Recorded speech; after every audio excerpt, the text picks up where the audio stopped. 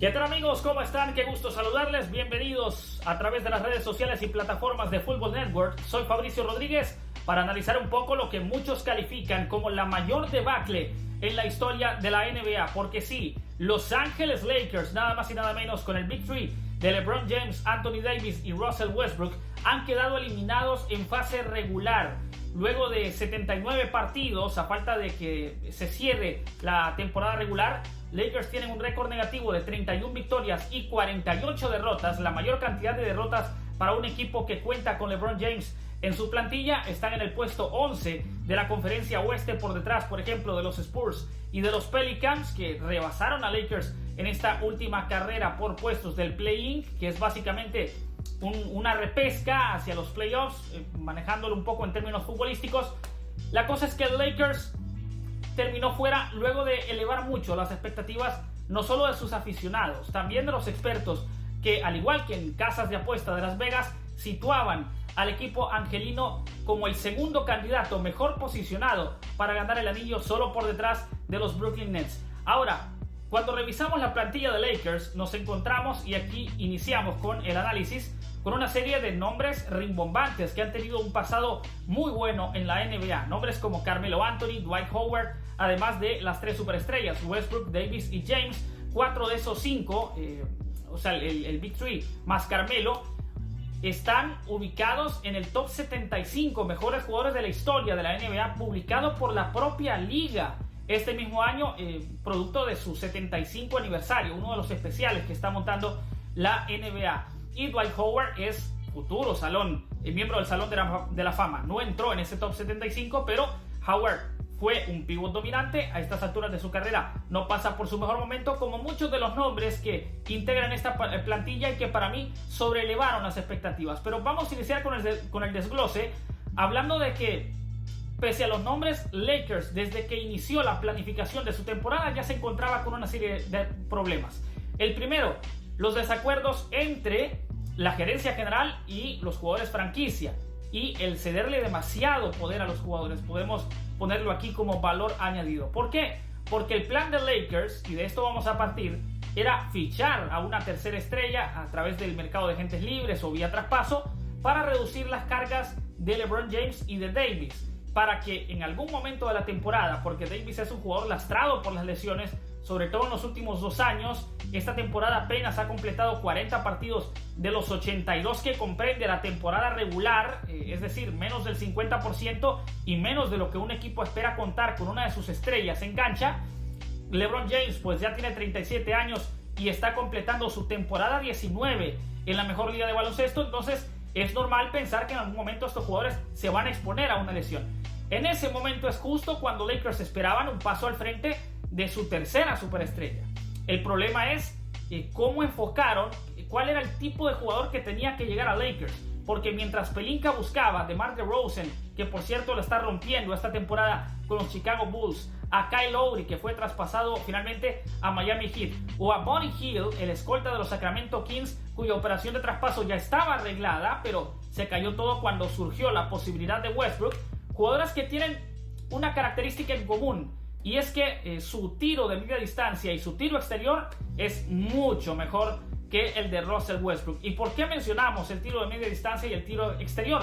Porque teniendo a dos superestrellas como Davis y James, que son dos jugadores muy físicos, que destacan sobre todo en la pintura con sus penetraciones, lo que necesitaba Lakers era una amenaza más en posiciones exteriores, para que los esfuerzos de las defensas rivales se distribuyeran en tratar de frenar al jugador que estaba abierto para tomar el triple, y que eso liberara espacios para que LeBron James y Anthony Davis pudiesen llegar por dentro, ¿no? Pudiesen atacar el aro en la zona pintada. El problema es que tanto James como Davis forzaron el traspaso de Westbrook, aunque Pelinka, gerente general de operaciones de la franquicia angelina, no estaba de acuerdo con este movimiento, o al menos no estaba convencido. Intervienen LeBron y Davis, imponen su opinión y se hace el traspaso Westbrook. El problema es que Westbrook, y volvemos al tema del tiro exterior, promedia históricamente en su carrera un 30%. Esta temporada sus promedios fueron todavía peores. Está tirando para un 29,8 desde la línea de 3 puntos. El tema es que Westbrook, si no destaca en su tiro exterior y tampoco son buenos sus porcentajes en el tiro de media distancia, Entonces nos encontramos un jugador que para ser protagonista debe tener el balón en sus manos, y no le vas a dar el balón a un equipo que se precie a Russell Westbrook para quitárselo a LeBron James, que es uno de los mejores pasadores en activo de la NBA. Es decir, a un equipo que tiene a LeBron le conviene que el balón esté el mayor tiempo posible en las manos de LeBron. Sin balón aporta mucho o muy poco Russell Westbrook, y defensivamente tampoco es un jugador que se caracterice por tener esas aptitudes. Entonces no eran compatibles Westbrook, James y Davis, y era algo que se podía prever, que ya muchos expertos de hecho lo mencionaban y lo cuestionaban. No es hablar esto con el periódico de ayer, porque ya todos conocemos que te puede ofrecer Westbrook con su atleticismo, con su potencia, con esas jugadas en transición, los contraataques rápidos, el atacar el aro. En estatura Westbrook es más alto que la mayoría de bases a los que le toca marcar y por los que le toca ser defendido. Entonces yo no estoy diciendo que Westbrook sea un mal jugador. La operación de llevar a Westbrook y sus características simplemente no encajaban con las superestrellas que encabezan el proyecto Lakers. Ese es el primer punto. Segundo, las características de la plantilla y la especialidad de su entrenador no son compatibles tampoco. Volvemos a un problema de encaje. Vogel es un entrenador históricamente defensivo, Frank Vogel, y le terminaron quitando todas las piezas defensivas porque Caldwell Pope y Kuzma se fueron en el traspaso a Wizards por Russell Westbrook en ese intercambio. Alex Caruso, como Westbrook ostenta un salario de $44 millones, el jugador mejor pagado de Lakers, porque en la NBA no solo traspasas por el jugador, también traspasas por su contrato. Tienes que cargar con el contrato que traiga de las otras franquicias. Lakers quedó limitado en espacio salarial y por ende pelinca en la agencia libre para llevar defensores perimetrales y jugadores interiores también que pudiesen reducir la carga tanto en ataque como en defensa de LeBron James y de Davis. Llevaron buenos anotadores, Kendrick Nunn, Malik Monk y el propio Carmelo Anthony, pero se olvidaron de traerle a Vogel entrenadores defensivos, jugadores defensivos, cuando es un entrenador justamente que se caracteriza por eso. Cuando el anillo de los Lakers en 2020 lo ganaron gracias a la solidez defensiva de un equipo que fue el mejor, que tuvo el mejor rating durante 2 temporadas consecutivas en ese apartado, de la mano de Frank Vogel. Entonces, hay responsabilidades repartidas en todo esto para Vogel, porque es cierto que ofensivamente Lakers era un equipo muy estático, con poca rotación de balón, muchos 1 contra 1 para tratar de romper las defensas rivales, pero tenía muy pocas variantes de juego, no había plan B en el ataque de Lakers. Entonces yo no excluyo de culpa a Vogel, pero es cierto que también la planificación deportiva no fue acorde a las características, a las aptitudes que tiene Vogel como entrenador y el cómo trabaja a sus equipos. Vamos a una tercera situación, una tercera causa, que es la irregularidad y las lesiones. Claro, la irregularidad se deriva de esto. Lakers muy mal en defensa toda la temporada. En eficiencia defensiva sus números solo son mejores que los de los Magic, los de Houston Rockets o los de otras franquicias que están a otra cosa en este momento.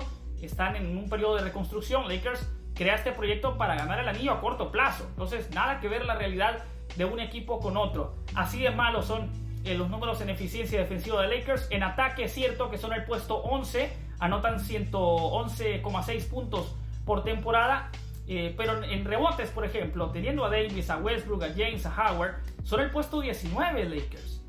No puede ser un equipo con estos jugadores que son muy buenos reboteadores el puesto 19.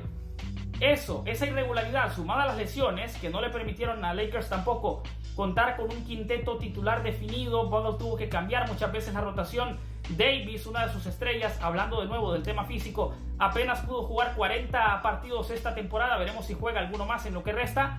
Y LeBron James, mismo caso, ¿no? Pese a sus grandes promedios, 30,3 puntos esta temporada, compitiendo por el liderato de anotación con Joel Embiid y con el propio Giannis Antetokounmpo, se perdió muchos partidos por lesión en LeBron James. Y eso, aunque el récord de Lakers con LeBron y Davis en pista, que apenas pudieron tenerlos juntos durante 22 partidos, es 11 victorias, 11 derrotas, efectividad del 50%, sigue siendo un récord muy bajo para las aspiraciones que tenía este equipo y para las expectativas que había generado. Entonces, para resumirlo, Lakers, desacuerdos, gerencia, jugadores, le dieron mucho poder a los jugadores franquicias. Vogel, un entrenador defensivo, le llevaron jugadores ofensivos, totalmente incongruente, y llevaron una tercera estrella en ese afán, en ese capricho que quisieron cumplir, a un jugador que no era compatible con las características de James ni con las características de Anthony Davis. Ese es básicamente el resumen del por qué Lakers ha caído. Claro, nadie se esperaba que estuviesen fuera en fase regular. Personalmente pensé que iban a caer en la primera ronda de playoffs, pero igual, fracaso es fracaso para la grandeza de este equipo. Ahora, ¿qué viene para Lakers?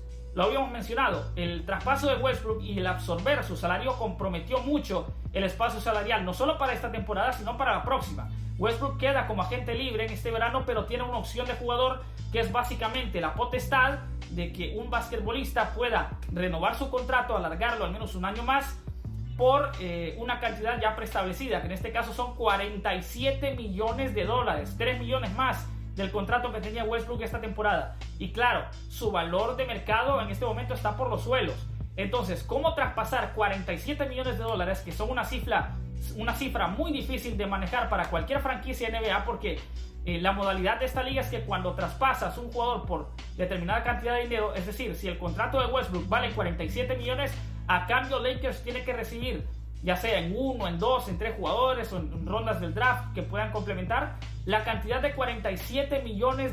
Tienen que cuadrar los salarios. Eso hace la operación más difícil, junto a lo que ya mencionábamos, la devaluación de Russell Westbrook como jugador, además de que ya tiene 33 años. Está lo de LeBron James, que el tiempo no pasa en vano, el físico de Davis. En rondas del draft también Lakers está comprometido, porque en el traspaso de Anthony Davis le dieron muchas rondas, todas sus rondas futuras a New Orleans Pelicans. Recién tienen una primera ronda del año 2027 que vale muy poco, porque estamos a 5 años para llegar a ese 2027. No es una ronda apetecible para las demás franquicias, que puede estimular el que absorban ese magnitudinario salario que tiene Russell Westbrook. En fin, situación complicada y comprometida en el presente y futuro de Lakers. Veremos cómo lo resuelve Pelinka y compañía.